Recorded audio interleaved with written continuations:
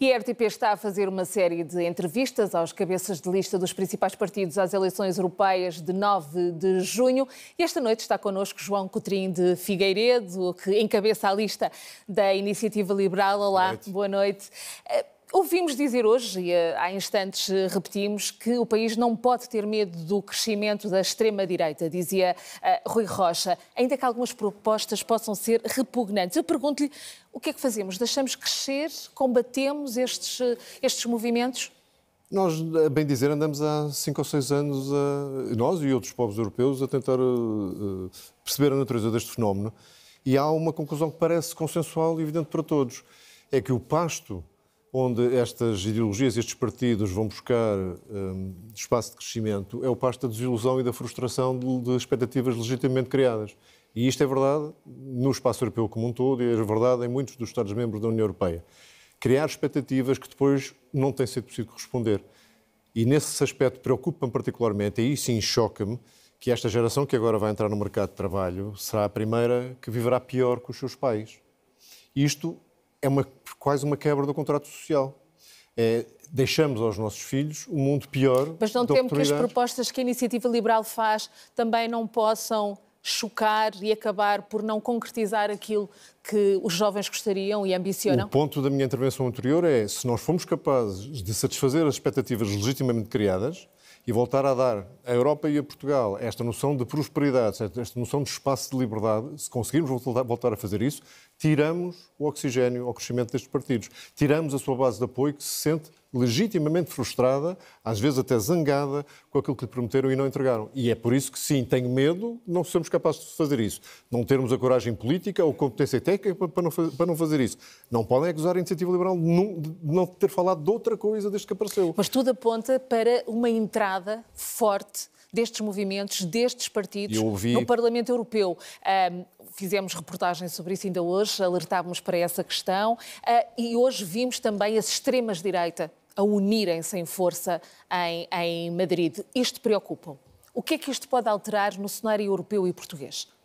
Os cenários, e são vários, e há vários estudos de opinião feitos nas últimas semanas e meses sobre aquilo que se pode passar na sequência das eleições europeias, todos indicam, de facto, um crescimento dos dois grupos parlamentares europeus à extrema-direita, os conservadores reformistas e o ID, ambos os grupos, e na sessão 2 que estava a mencionar em Madrid, havia partidos de vários destes agrupamentos, há uma heterogeneidade grande, mas nenhum dos cenários que eu vi desses estudos de opinião indicava a perda de maioria por parte daquilo que tem sido a grande coligação de liberais, socialistas e populares no Parlamento Europeu. E creio que será essa a realidade. Mas pode vir a alterar decisões dentro do Parlamento. Sem a maioria dificilmente o fará. Agora, tornará a discussão, à semelhança do que nós já vemos no Parlamento Nacional, tornará a discussão mais truculenta, eventualmente com tons menos civilizados, tornará algumas negociações mais difíceis, mas não inverterá o curso de aprofundamento do projeto europeu. Mas esse próprio curso tem que ser aprofundado. Quando a Iniciativa Liberal diz que uma das grandes prioridades é o combate aos regimes autoritários, como é que prevê esse combate? Por exemplo, apoiar um mecanismo de condicionalidade? E esse claramente que não tem sido aplicado de uma forma tão rápida e tão decisiva como nós gostaríamos. A Europa não pode ter medo de ser o centro o centro emanador desta imagem de liberdade individual desde sempre. E, portanto, defender valores de liberdade individual implica que quando há um Estado autoritário que viola as regras do Estado de Direito, que não defende... O caso da Hungria. O caso da Hungria e a Polónia durante muito tempo. Houve uma mudança do governo no final do ano passado e esperamos que seja possível fazer uma inversão do sentido perigoso que a própria Polónia estava a levar. Esses países que já não é só respeitar a sua própria Constituição e o seu próprio Estado de Direito. É acabarem a desrespeitar as regras que tiveram que cumprir para aderir à União Europeia. E não desrespeito ao Estado de Direito, Daniel, é muito importante falar as pessoas como se falou no Parlamento em Portugal. Isso vou só dizer isto, já vou a essa questão. Qualquer país, para aderir à União Europeia, precisa de cumprir um conjunto de critérios, conhecidos como os critérios de Copenhague. Os critérios políticos são respeito pelo Estado de Direito, respeito por minorias, respeito pela separação de poderes, respeito pelos direitos humanos. Estes países aderem respeitando estes valores, ou supostamente respeitando, e quando deixam de o fazer é quase que se não pertencessem à União, certamente é como se não tivessem os plenos direitos na União. E quando estes partidos têm o tipo de linguagem que nós começamos a ouvir no Parlamento e que já temos ouvido no Parlamento português e que não é agora sancionado de forma alguma pelo Presidente do Parlamento, isso não pode pôr em causa e levar até ao crescimento, porque o cidadão pode replicar na rua aquilo que está a ouvir na Casa da Democracia. Não pode levar a aumento de xenofobia, racismo? Eu estou do lado do Sr. Presidente da Assembleia da República. Acho que não deve ser um agente político a fazer censura sobre quaisquer opiniões, muito menos opiniões de Portanto, o Chega deputados. pode dizer o que quiser? Pode, dentro dos limites da lei, que já sabe, como sabe, já impõe limites de incitamento ao ódio, incitamento à violência, esses sim.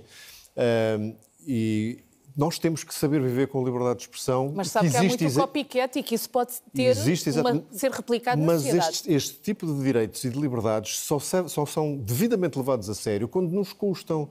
Se é liberdade de expressão para ouvir o que já achamos ou que achamos muito bem, isso não tem grande valor.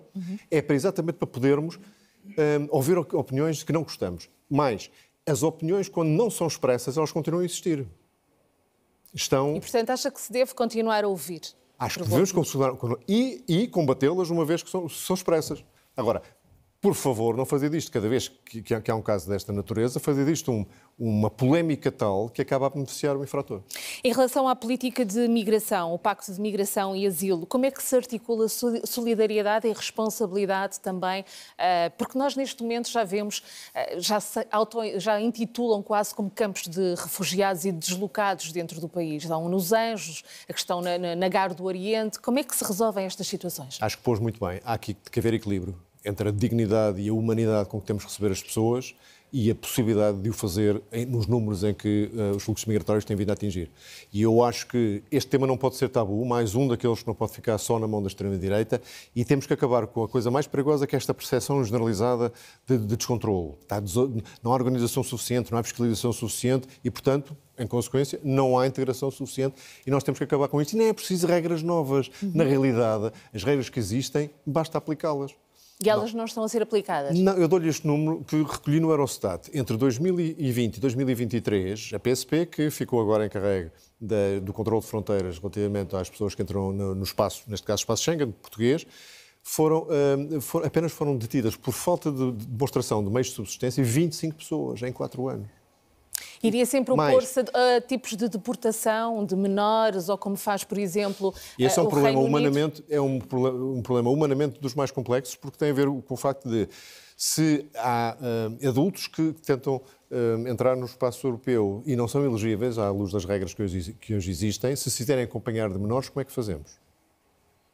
Como é que fazemos? Pergunto-lhe. Não, mas essa é que é a dificuldade, porque nenhuma das soluções possíveis parece boa. Deportar toda a família não parece boa, deixar entrar apenas os menores sozinhos não parece boa, deixar os menores sozinhos quando os pais foram repatriados também não parece boa. Portanto, daí que a solução tenha sido, vamos não permitir a entrada dos pais, mas vamos tratar dos menores, que aliás têm, enquanto menores não acompanhados, no Pacto de Migrações e Asilo, um capítulo específico que me parece um tratamento particularmente humano. Nós não subscrevemos a totalidade do Pacto de Migrações e Asilo. Respostas mais breves. Certo, mas para dizer que aquilo é uma negociação entre 27 países e os princípios são bons. É ser humano e justo com quem pode entrar, firme com quem não pode entrar e intransigente com quem se aproveita. O que é que a Iniciativa Liberal propõe em relação de fiscalização dos fundos europeus e combate à burocracia para facilitar o crescimento económico? Muito rapidamente e concretamente, combate à burocracia é, por exemplo, aplicar na letra viva da lei aquela norma que diz que se deve revogar 2 normas por cada uma nova que se aprove, para que não tenhamos a legislação da União Europeia a engordar todos os anos em milhares e milhares de páginas. Relativamente às fiscalizações, nós gostaríamos de reforçar o papel da Procuradoria Europeia, que tem tido, nesta matéria da transparência, muito bons resultados nos poucos anos de existência que tem.